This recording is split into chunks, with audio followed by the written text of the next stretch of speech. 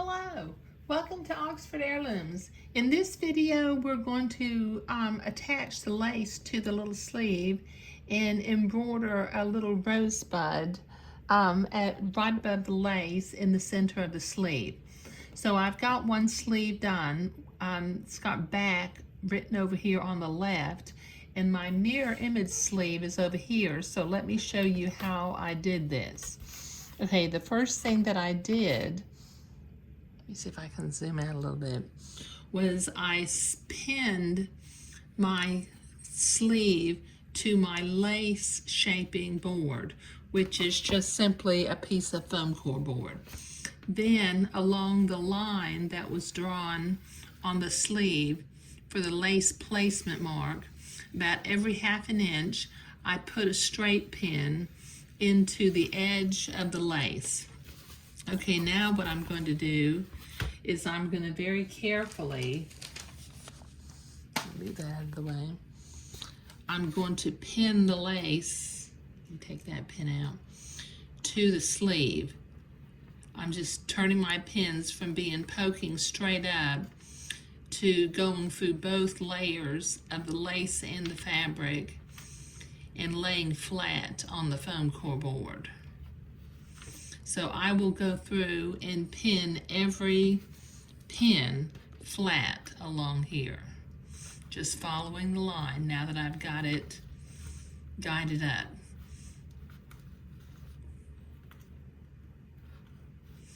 Oh, before I go any farther, one thing I did after I got that lace pinned into place was I pulled a header thread.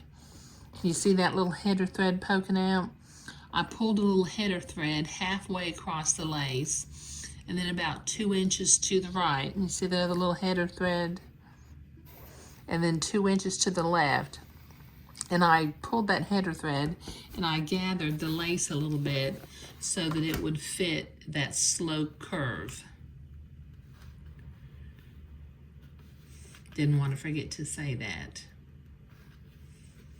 Okay, so this is going to take me a minute or so to move all these pins where they're flat, so I'll be right back. Okay, I've got all of those pins flat along the edge of the lace. Let me remove these 2 pins from up at the neck opening. Okay, now I've got my sewing machine set to a zigzag, and the pattern instruction said to zigzag the lace using a width of 1.8 and a length of 1.2.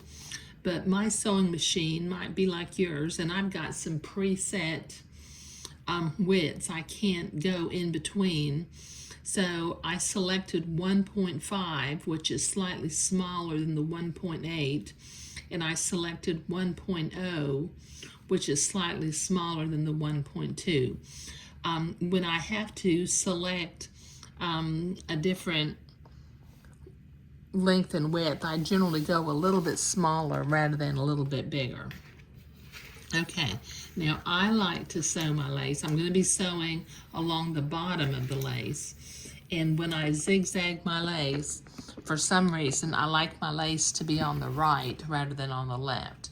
So let me move my foam core board out of the way. And then I'm going to start at one end. Let me go ahead and take that one pin out.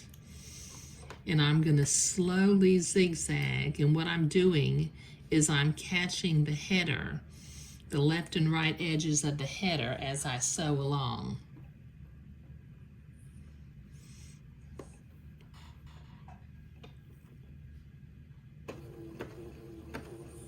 It's a tiny zigzag, but it's just wide enough to catch the header.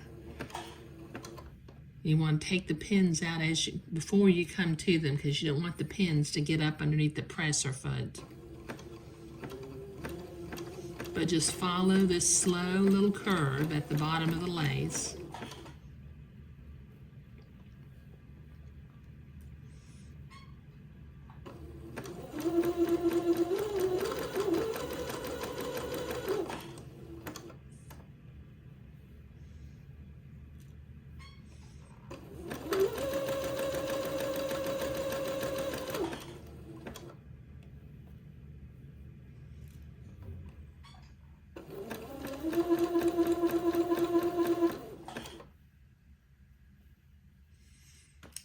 Okay, this is going to take me a minute or two to get all the way along the edge of this lace, so I'll be right back.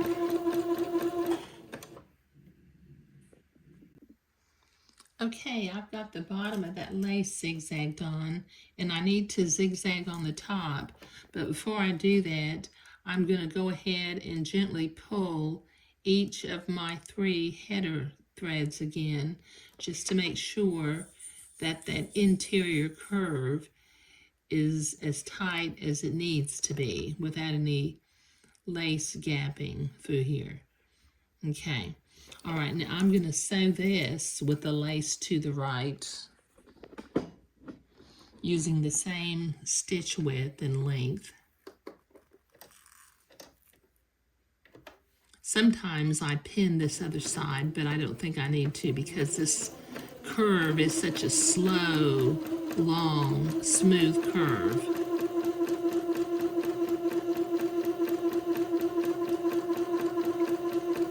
Just catch the header thread on this side also.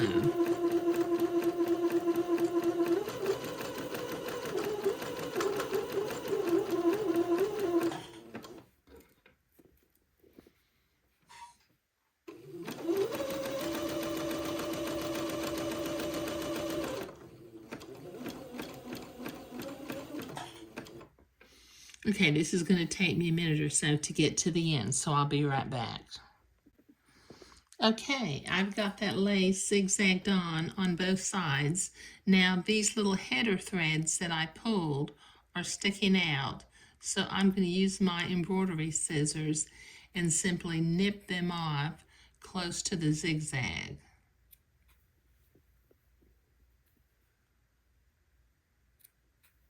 Okay.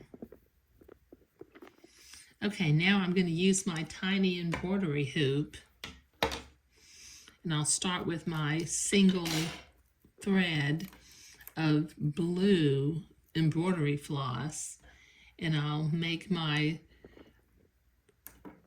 little bullion rows in the center and then the 2 little lazy daisy leaf flowers down below. But I'll do that off camera because this is not really a video about embroidery, so I'll be right back.